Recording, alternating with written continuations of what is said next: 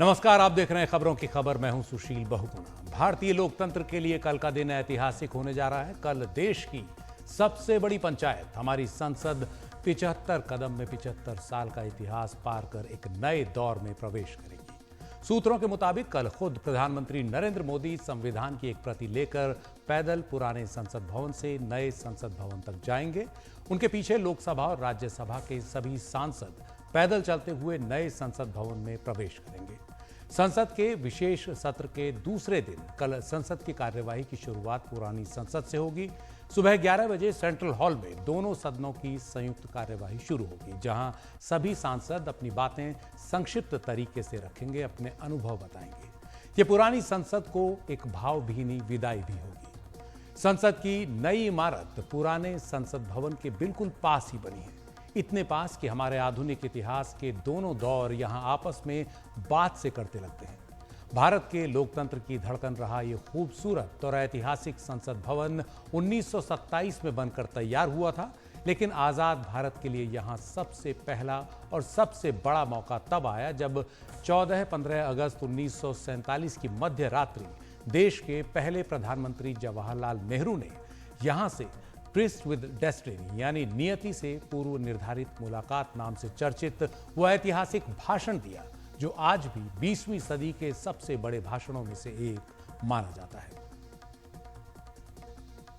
Long years ago, we made a tryst with destiny, and now the time comes when we shall redeem our pledge, not wholly or in full measure, but very substantially. At the stroke of the midnight hour, when the world sleeps, India will awake to life and freedom. इसी पुरानी संसद में संविधान सभा ने 26 नवंबर 1949 को देश के नए संविधान को अंगीकार किया। यह संविधान 26 जनवरी 1950 को लागू हुआ और इसके साथ ही भारत एक संप्रभु लोकतांत्रिक गणतंत्र बन गया। यह जानना भी बहुत दिलचस्प है कि भारत के गणतंत्र बनने के 2 दिन बाद 28 जनवरी 1950 को देश की सबसे बड़ी अदालत सुप्रीम कोर्ट का उद्घाटन भी इसी पुरानी संसद में हुआ। इस संसद में 1958 तक सुप्रीम कोर्ट भी चलती रही, जब तक कि तिलक मार्ग पर सुप्रीम कोर्ट की मौजूदा नई इमारत नहीं बन गई। इस लिहाज से यह संसद भवन और भी खास हो जाता है। संसद के 5 दिन के विशेष सत्र के पहले दिन आज प्रधानमंत्री नरेंद्र मोदी ने अपने भाषण में ऐसे कई ऐतिहासिक लम्हों को याद किया और कहा कि यह संसद भावी पीढ़ियों के लिए प्रेरणा बनी रहेगी। इस 75 वर्ष की हमारी यात्रा ने अनेक लोकतांत्रिक परंपराओं और प्रक्रियाओं का उत्तम से उत्तम सृजन किया है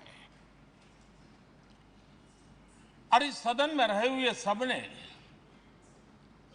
उसमें सक्रियता से योगदान भी दिया है और साक्षी भाव से उसको देखा भी है। हम भले नए भवन में जाएंगे, लेकिन पुराना भवन भी, ये भवन भी आने वाली पीढ़ियों को हमेशा हमेशा प्रेरणा देता रहेगा। बीते 75 साल में देश की ऐतिहासिक संसद ने 17 लोकसभाओं को देश का कानून बनाते हुए देखा, 15 राष्ट्रपतियों को देश की कमान संभालते देखा और 14 प्रधानमंत्रियों को देश का कामकाज चलाते हुए देखा। प्रधानमंत्री मोदी ने अपने भाषण में आज संसद में इतिहास रचने वाले पूर्व प्रधानमंत्रियों का भी जिक्र किया। पंडित नेहरू जी, शास्त्री जी, वहां से लेकर के अटल जी, मनमोहन सिंह जी तक एक बहुत बड़ी श्रृंखला जिसने इस सदन का नेतृत्व किया है और सदन के माध्यम से देश को दिशा दी है, देश को नए रंग रूप में ढालने के लिए उन्होंने परिश्रम किया है, पुरुषार्थ किया है। आज उन सबका गौरवगान करने का भी अवसर है। कभी सदन की आंख से आंसू भी बहे। ये सदन दर्द से भर गया जब देश को 3 अपने प्रधानमंत्री उनको अपने कार्यकाल में ही खोने की नौबत आई। नेहरू जी, शास्त्री जी और इंदिरा जी, तब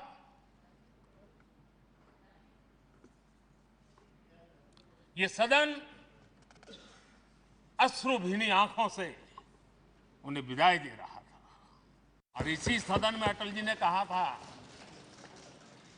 वो शब्द आज भी गूंज रहे हैं इस सदन में, सरकारें आएगी जाएगी, पार्टियां बनेगी बिगड़ेगी, लेकिन ये देश रहना चाहिए। बांग्लादेश की मुक्ति का आंदोलन और उसका समर्थन भी इसी सदन ने इंदिरा गांधी के नेतृत्व में किया था।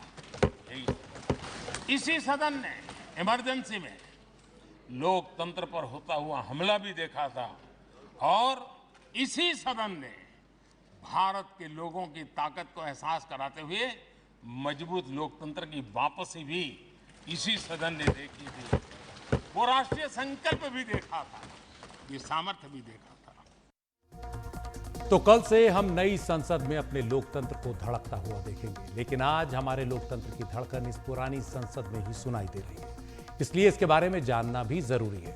इस संसद भवन की आधारशिला 102 साल पहले 12 फरवरी 1921 में रखी गई। ब्रिटेन के ड्यूक ऑफ कनॉट ने इसकी आधारशिला रखते हुए कहा कि ये भारत के पुनर्जन्म और नई ऊंचाइयों पर पहुंचने का प्रतीक बनेगा। 6 एकड़ में बनी 560 फीट व्यास की इस गोलाकार इमारत को British architect sir Herbert baker ने डिजाइन किया।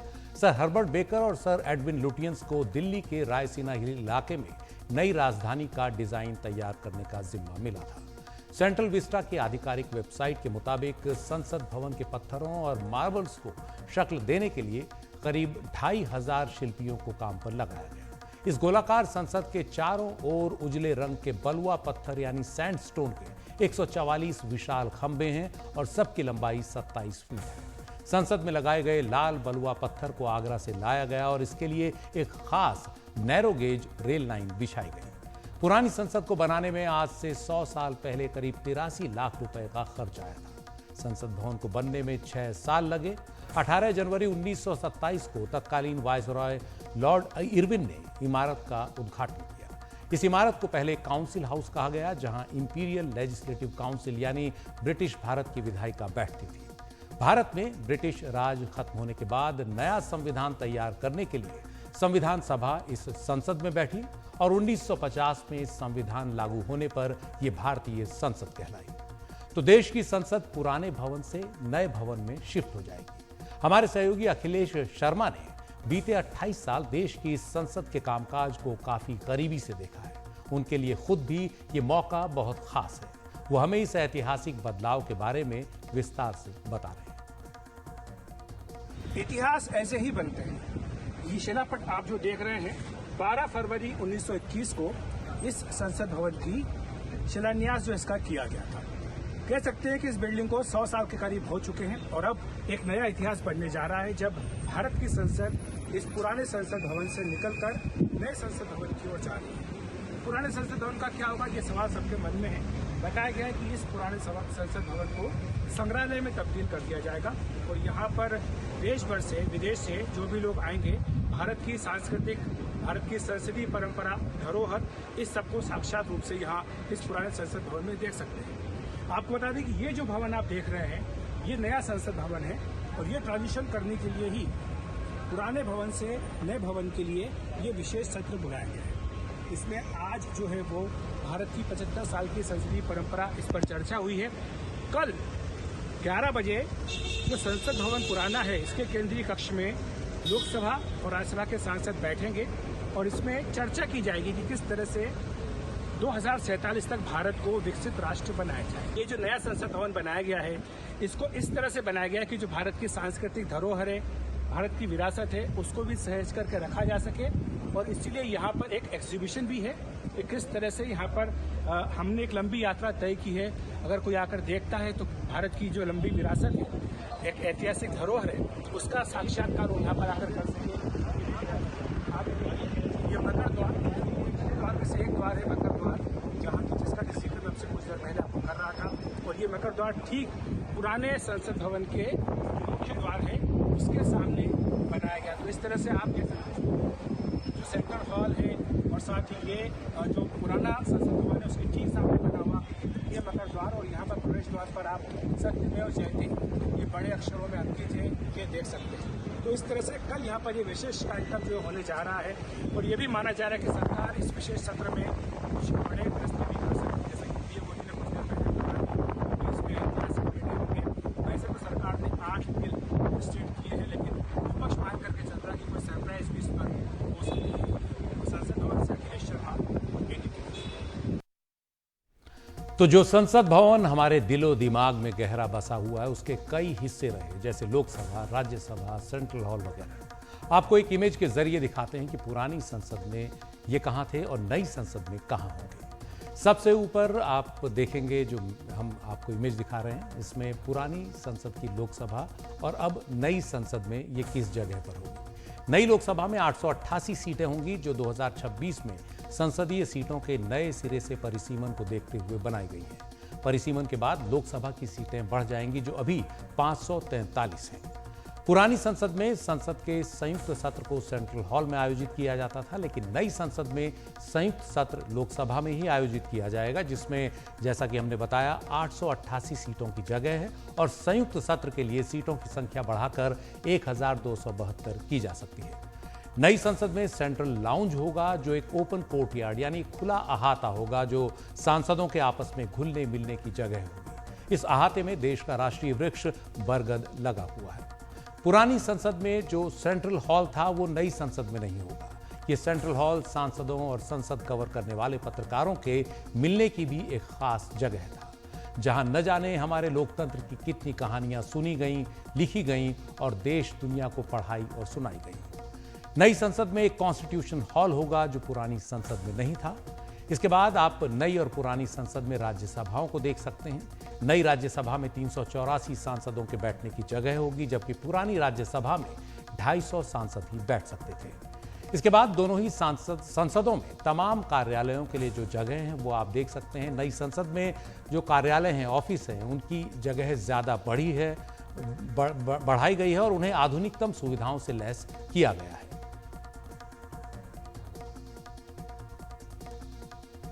पुरानी संसद को बनाने में 1927 में 83 लाख रुपए की लागत आई थी, जबकि नई संसद को आज के दौर में बनाने की लागत 862 करोड़ रुपए आई है।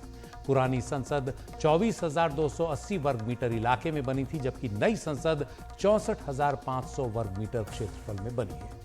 देश की पुरानी संसद के बनने के बाद से बीते 100 साल में दुनिया में तकनीकी तौर पर जमीन आसमान का अंतर आ चुका है। आज ऐसे ऐसे उपकरण आ गए हैं जिनकी आज से 100 साल पहले कल्पना भी मुश्किल थी। देश डिजिटल दौर में है, इसलिए नई संसद में इस सब का खास ध्यान रखा गया है। नई संसद पेपरलेस बनाई गई है, यानी यहां कागजों का इस्तेमाल नहीं होगा और हर सांसद के आगे एक टैबलेट होगा जिससे वो सदन की कार्रवाई में हिस्सा ले सकेगा। नई संसद में हर सांसद को बोलने का जितना वक्त दिया जाएगा उतना ही मिलेगा और सांसद का समय खत्म होते ही माइक अपने आप बंद हो जाएगा। निश्चित ही इससे कई सांसद नाराज भी होंगे। नई संसद में वेल का आकार छोटा होने से आसन के सामने हंगामे की गुंजाइश कम रहेगी। पुरानी संसद के दोनों सदनों में वेल यानी सभापति के ठीक सामने की जगह विपक्ष के विरोध जताने की एक खास जगह बन गई थी। नए संसद भवन में बायोमेट्रिक सुरक्षा व्यवस्था यानी कोई भी ऐसा शख्स संसद के अंदर नहीं आ पाएगा जिसकी बायोमेट्रिक पैरामीटर संसद भवन में पहले से दर्ज नहीं होंगे और जिसे इजाजत नहीं होगी। नई संसद में मीडिया का प्रवेश भी नियंत्रित होगा। पत्रकारों को सीमित संख्या में ही प्रवेश मिलेगा। मीडिया के पास पर एनपीबी का ठप्पा लगेगा यानी न्यू पार्लियामेंट बिल्डिंग। देश की नई संसद, परंपरा और आधुनिकता का शानदार संगम। नई इमारत में टैबलेट और आईपैड आम होंगे। सारे रिकॉर्ड डिजिटाइज किए जा चुके हैं, मसलन सदन की कार्यवाही, सवाल और दूसरे काम। दफ्तर आधुनिक होंगे जिनमें भाषाओं की डिजिटल अनुवाद की व्यवस्था होगी। ग्राफिकल इंटरफेस, बायोमेट्रिक्स हाजिरी और स्मार्ट डिस्प्ले का इंतजाम यहाँ पर है। कमेटी रूम अत्याधुनिक ऑडियो वीडियो सिस्टम के साथ है। नई संसद में तकनीक और पर्यावरण के अनुकूल व्यवस्थाएं की गई हैं। नई इमारत में देश की लोकतांत्रिक विरासत के अभिलेखन के लिए एक संविधान भवन भी होगा।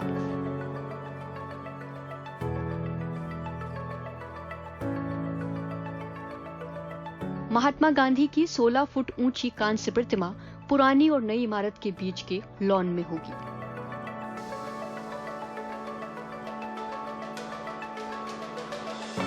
नई इमारत के निर्माण में हरित तकनीक का इस्तेमाल किया गया है। इसमें पुरानी इमारत के मुकाबले 30% कम बिजली लगेगी। रेन वाटर हार्वेस्टिंग और वाटर साइकिलिंग का इंतजाम भी इसमें है। नई इमारत में भूकंप रोधी तकनीक का इस्तेमाल किया गया है।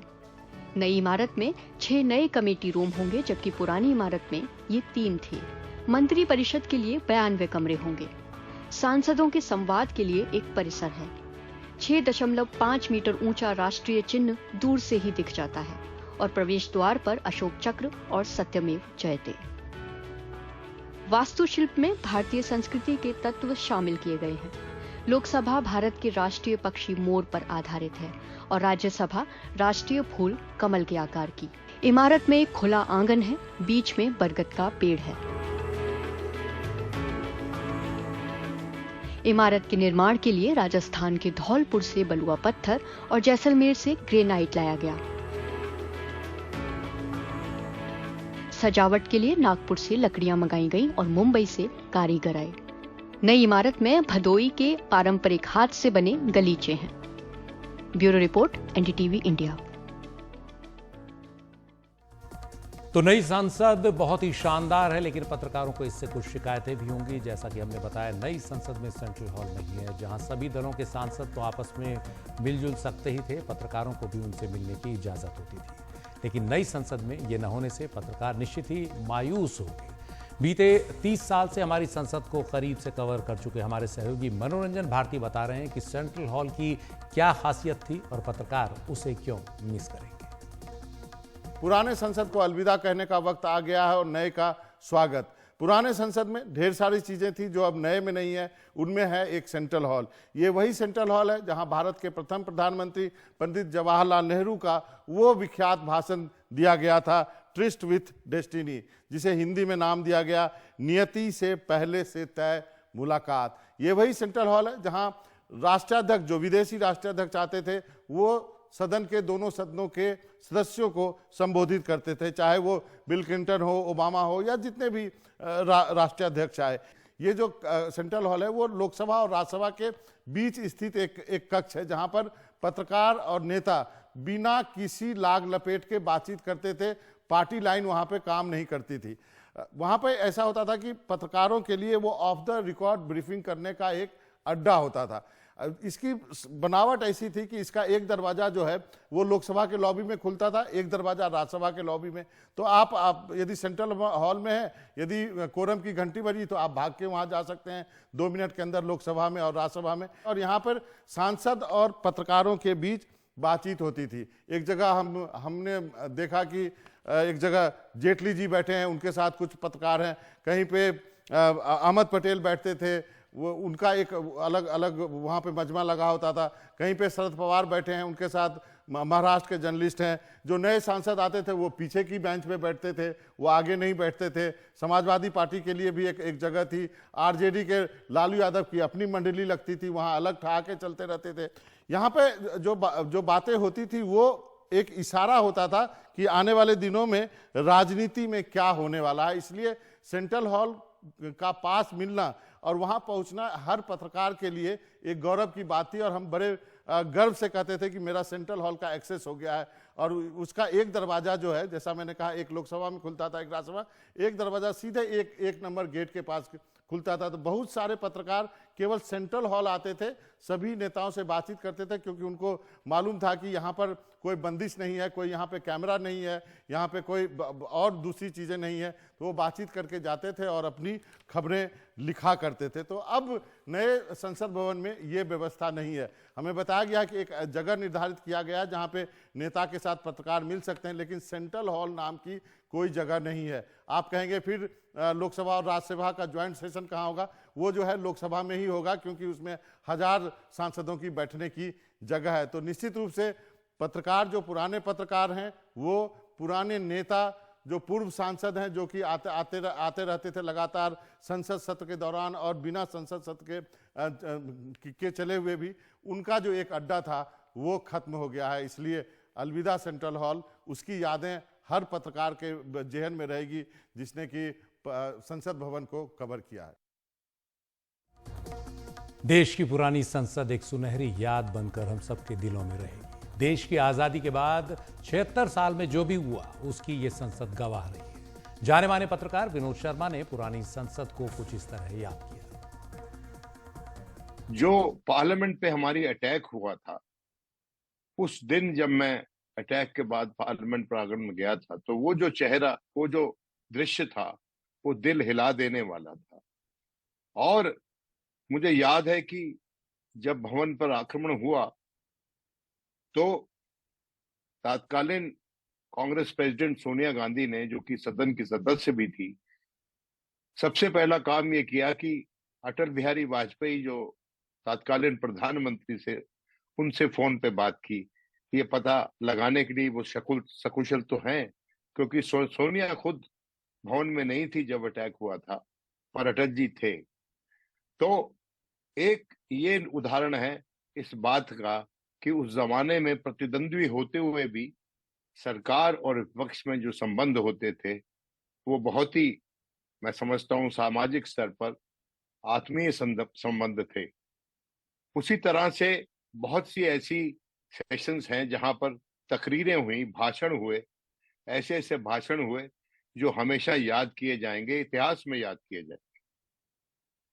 अटल जी का जो भाषण था जब उनकी 13 दिन की सरकार थी जो चली गई, उसके बाद उन्होंने कॉन्फिडेंस वोट लेने की कोशिश की, वोट नहीं करवाया, जाके त्याग पत्र दे दिया, लेकिन वो जो बोले सदन में, वो मैं समझता हूं कि एक लोकतंत्र की बड़ी मिसाल था वो उनका भाषण।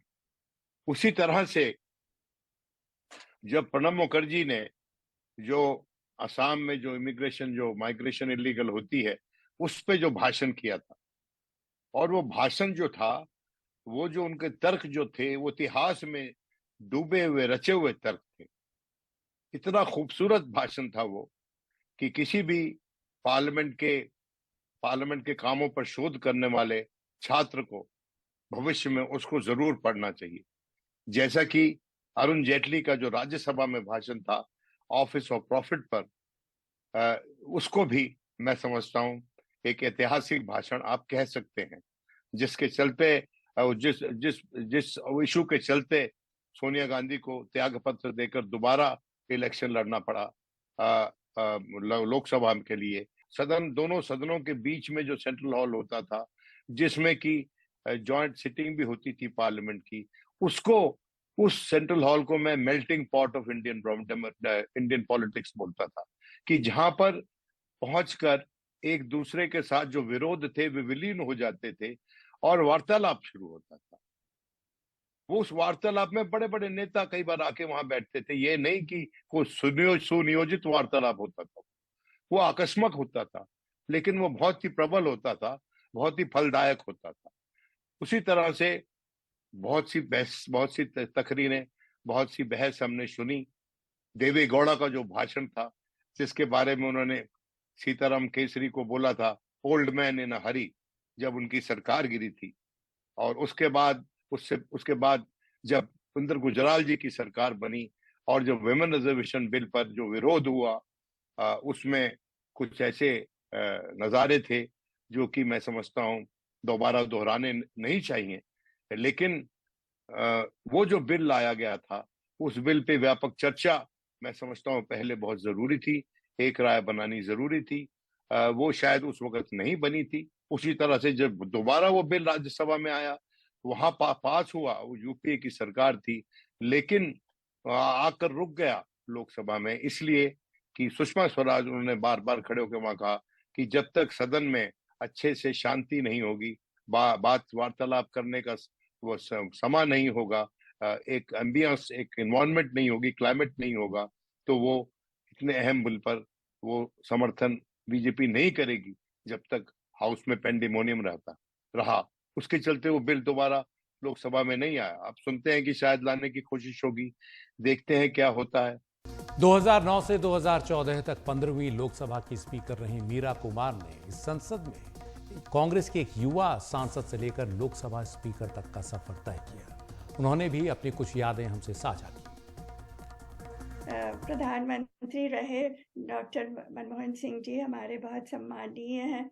उनसे बातचीत होती थी और ऐसा एक नियम है, क्योंकि हमारे यहाँ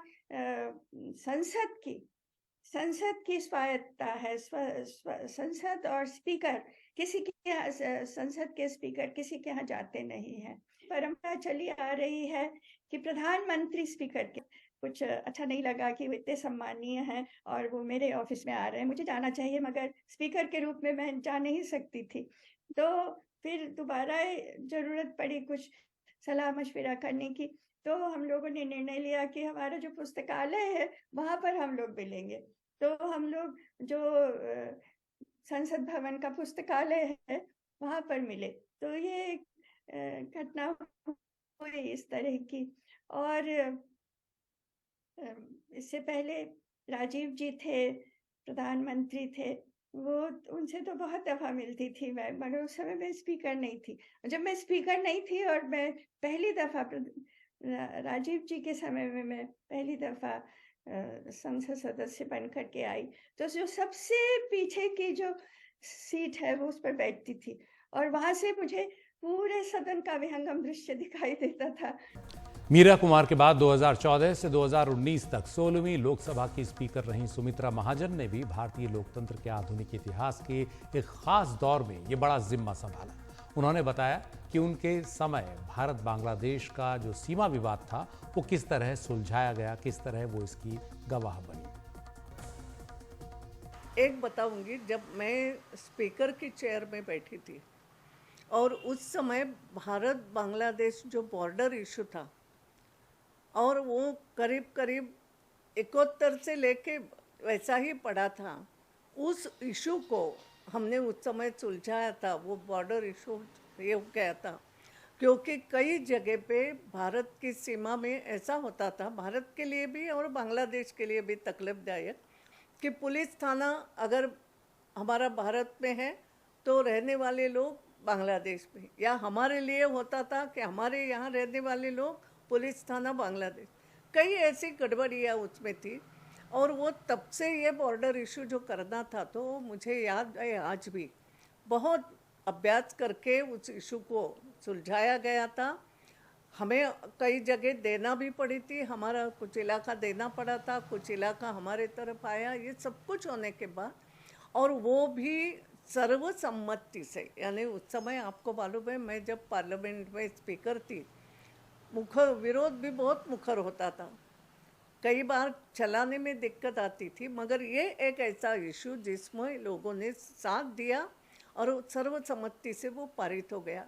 तो मुझे लगा देखो इतने साल की ये समस्या, लोगों को बड़ी समस्या, असम इसके लिए समस्या भुगत रहा था, तो ये सब कुछ ऐसे लगा थोड़ा सा कि अरे मैं चेयर में बैठी और हमारे हिंदुस्तान की एक बहुत बड़ी बात ये सुलझ गई। यहाँ पे ये बॉर्डर इशू समाप्त, मतलब हमने सुलझा दिया और सर्वसम्मति से हुआ।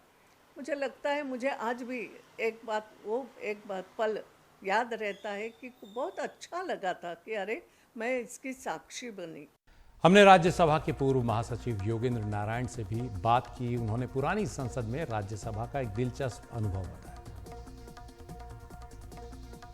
देखिए, स्पीचेस में तो हम कस्तूरी रंगन साहब की स्पीचेस को बहुत याद करते हैं। बहुत ही अच्छी तरह बोलते थे, समझा के बोलते थे।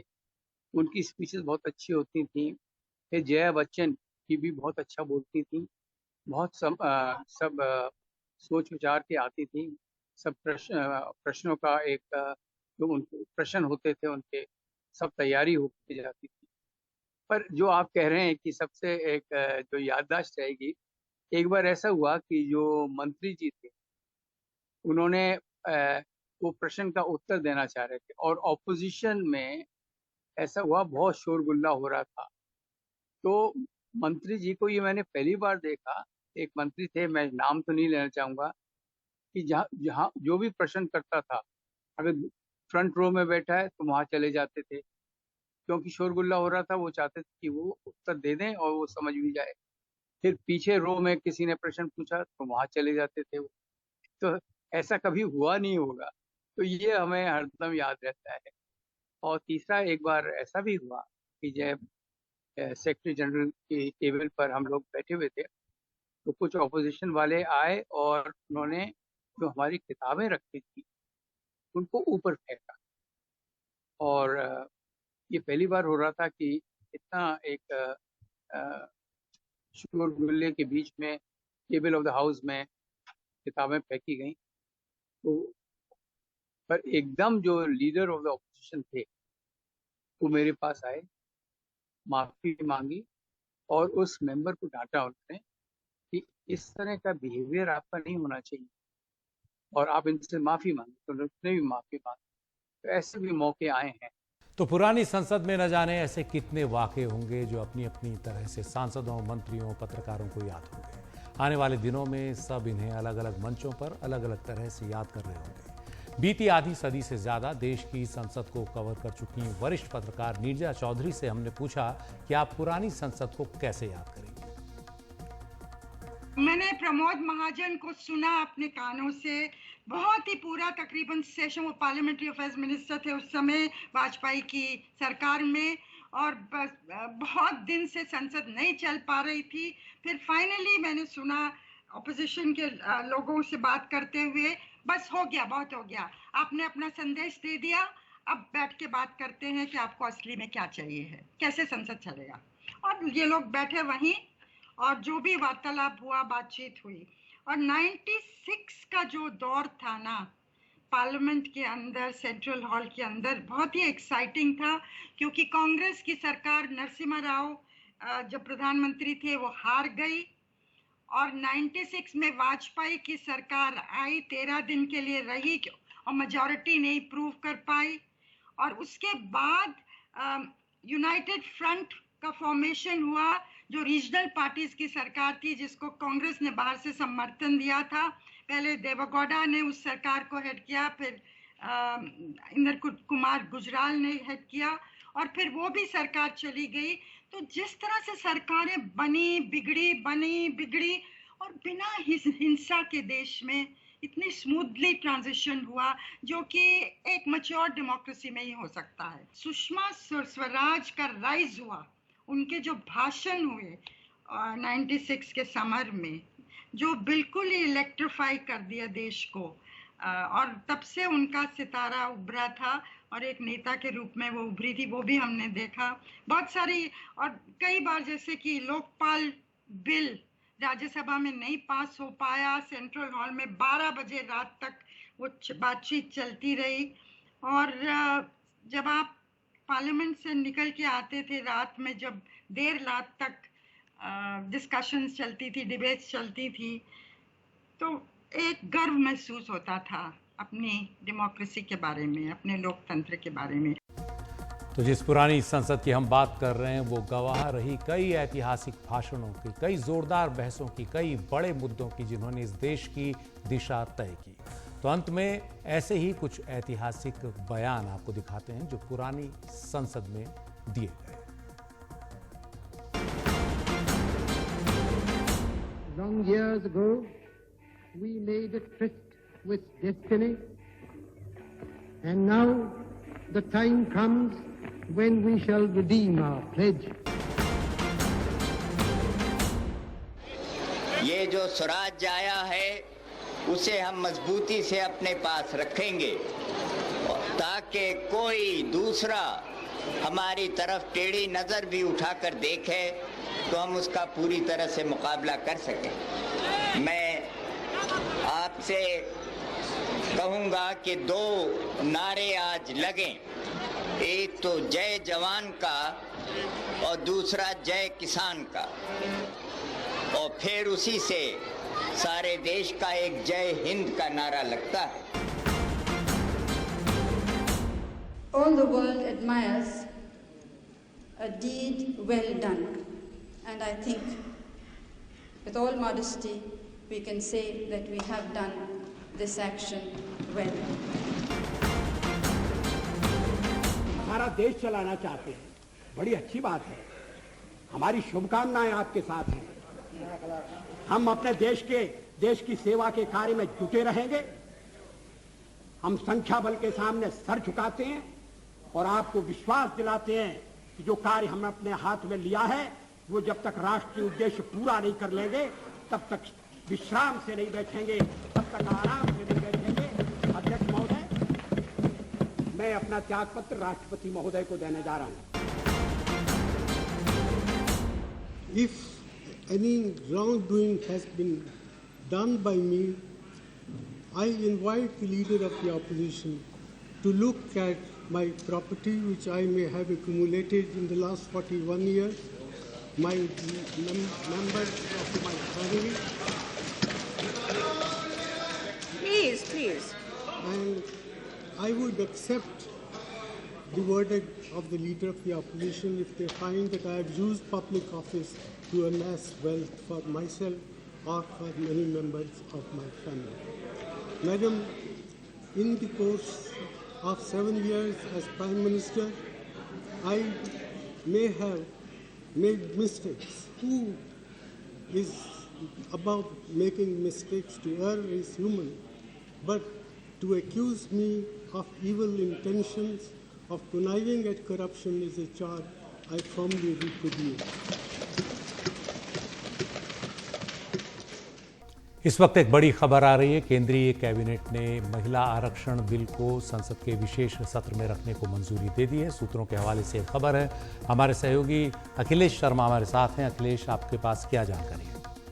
देखिए, अब से कुछ देर पहले जो कैबिनेट की बैठक हुई थी, इसमें जानकारी मिली है सूत्रों के मुताबिक कि महिला आरक्षण बिल को कैबिनेट ने मंजूरी दे दी है और इसी विशेष सत्र में इस बिल को पारित कराया जाएगा। संभावना है कि कल ही इस बिल को नई संसद में पेश किया जाए। और आप जानते हैं कि 2010 में इसे राज्यसभा ने पारित किया था। इसमें लोकसभा में और राज्य की विधानसभाओं में महिलाओं के लिए 33% जो सीटें हैं वो आरक्षित करने का प्रावधान है और ये रोटेशन के ऊपर सीटें आरक्षित होनी। इसमें एससी और एसटी वर्ग की महिलाएं हैं, उनके लिए भी अलग से आरक्षण का प्रावधान किया गया है। और ये बड़ी खबर इस समय आ रही है कि कैबिनेट ने इस प्रस्ताव को मंजूरी दे दी है, इस बिल को मंजूरी दे दी है। और जिस ऐतिहासिक फैसले की बात पीएम मोदी ने आज सुबह की थी, माना जा रहा है कि उस पर एक तरह से कैबिनेट ने मोहर लगा दी है, क्योंकि ये वो कदम है जिसकी मांग लंबे समय से की जा रही थी। पंचायतों में और स्थानीय निकायों में तो ये आरक्षण दिया गया था, लेकिन विधानसभाओं में और लोकसभा में ये नहीं दिया गया था और लगातार इसकी मांग हो रही थी कि महिलाओं को भी बराबरी की हिस्सेदारी मिलनी चाहिए। और इसलिए एक बड़ा फैसला माना जा रहा है कि कैबिनेट ने अपनी ओर से इस पर मोहर लगा दी है। बहुत बहुत शुक्रिया अखिलेश इस पूरी जानकारी के लिए। आपको बता दें, राज्यसभा में ये बिल 2010 में पास हो चुका था। ये बिल इस लिहाज से संसद में जीवित है, लेकिन लोकसभा में अभी तक इसे नहीं रखा गया। अब उम्मीद है कि इस विशेष सत्र में ये बिल पास हो जाएगा। वक्त है एक ब्रेक।